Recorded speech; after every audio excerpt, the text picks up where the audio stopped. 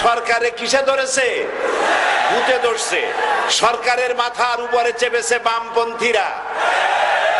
बर्बाद गुलिस्तान के लिए एक ही उल्लू काफी है, गुलिस्तान की हर शाख पे उल्लू बैठे हैं, फिर अंजाम गुलिस्तान क्या होगा?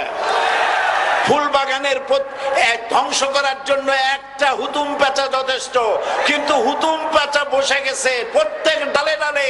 ফুল বাগানের অবস্থা কি হবে আল্লাহই জানে। শিক্ষা ব্যবস্থায় 3 নাস্তিক বসা। আইন যাকে দেওয়া হয়েছে তিনি আইনের চেয়ারে বসে সব বেআইনি কথা বলতেছেন। তিনি বলতেছেন ধর্ম ভিত্তিক রাজনীতি চলবে না।